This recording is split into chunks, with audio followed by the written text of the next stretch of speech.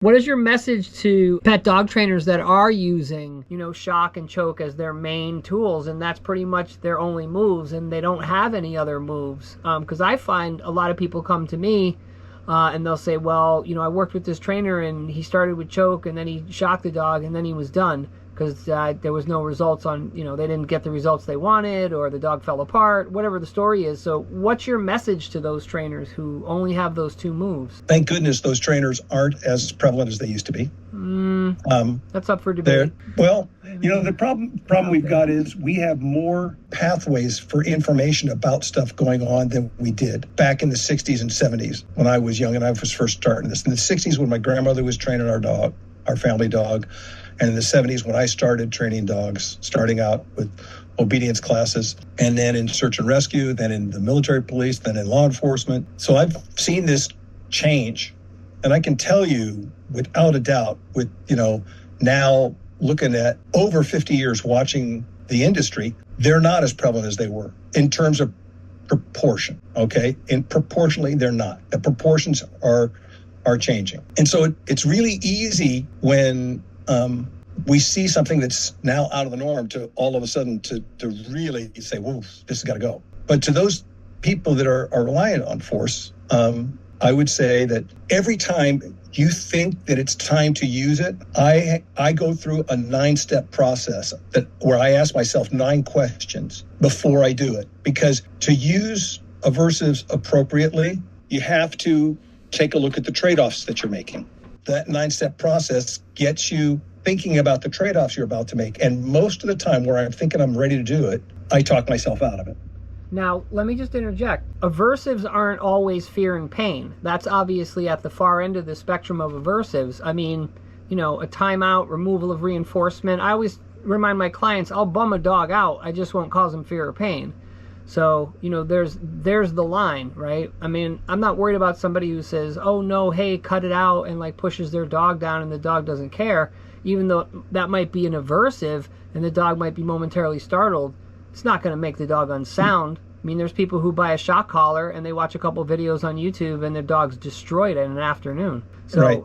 Absolutely. those are the trainers and the people, the consumers that are most concerned, because inevitably those people come to someone like you or I because now the dog is worse in some way. Yeah, I just had last year I had a canine cop who was in exactly that boat, that he's getting ready for a certification. And so as the pressure's on him to get things really cleaned up for this certification, he started doing some things he probably wouldn't have done before. And the dog started saying, oh, no, I don't think so. Right. And this is a dog that could force his will on you if you weren't careful. Sure. And once we changed the paradigm and took that stuff out, he took a little extra time, rescheduled his cert, aced it. Nice. That can happen. Sure. And the point I'm making is we have to remember, of those 9 rules that I have about punishment, the last one is we have to remember that punishment, by definition, reinforces the punisher. Yeah. By definition, it makes the annoying thing stop. So the odds are it's going to make you more likely to apply it again because you got what you wanted. This happens in marriages. This happens in child rearing. This happens with dogs, happens with horses. The whole process is there. You have to understand that that's at play, that this process, the process, reinforcement is not a thing. It's a process between us and our dog, us and our spouse, us and our kids.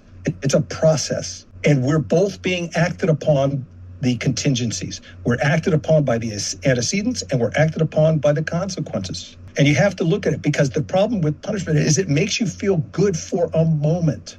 Wow, that stopped. Wow, I hit that button and that stopped. Maybe this other thing happened I don't like, but I'll fix that. The thing that annoys me stopped.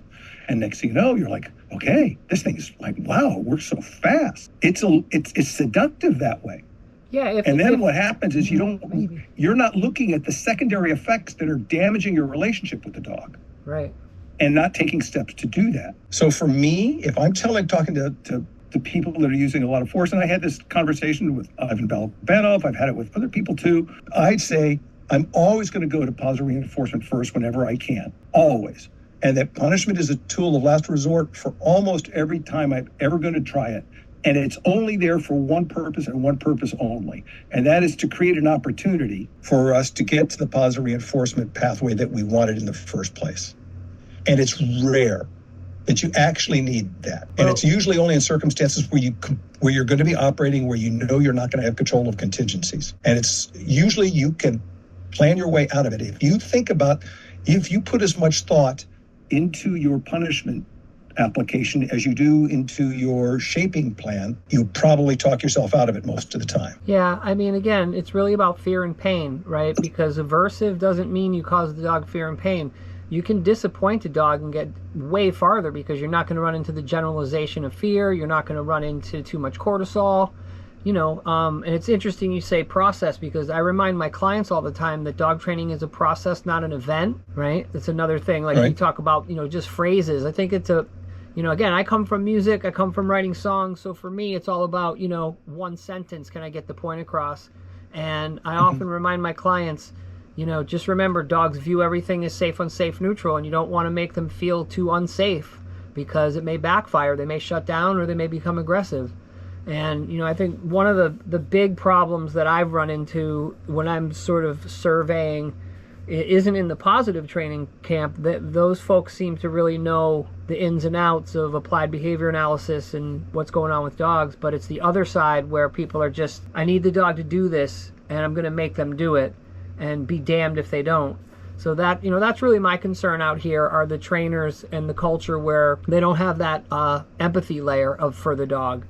They're not concerned about how the dog feels about it or how the dog is going to respond to that shot collar, and they just do it. And a lot of dogs get messed up, and a lot of people end up with a dog who's way worse than before. So, that's really my goal with folks like yourself who have all this experience, who've made mistakes, who've coached people who are professionals, people who are just regular dog owners, is to just really let people know to be careful, because you could really ruin your dog. Any tool that's powerful enough to change behavior in the ways we want is powerful enough to change it in ways we don't. And I see this with dogs that are trained with, they've never seen an aversive tool. The odds are it's going to go much more quickly. You can do damage much more quickly with powerful aversive tools if you're not careful.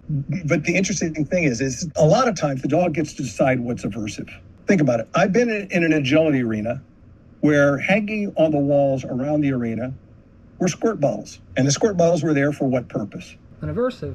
It wasn't cleaning solution. It was nothing but water. Right. What are they there for? Probably, usually for barking dogs. I was just going to say barking or jumping, getting excited. Yeah. What's going to happen if you take a Bichon Frise that's yapping away and you squirt it in the face with a squirt bottle? They're probably going, you're messing up my do. And then do the same thing to a Chesapeake Bay Retriever. It's, right. I like that. Can you do that again? Yep. So the animal gets to decide what's reinforcing, not us. Why won't he work for these treats? Why won't he do this or that? Well, maybe play's a better tool for that dog. Yeah, or maybe you just need better food. I submit most dogs, if you can get them to play, you're going to get better performance out of them than you will with food. Yeah, I mean, that's actually one of my favorite ways to train dogs is during play.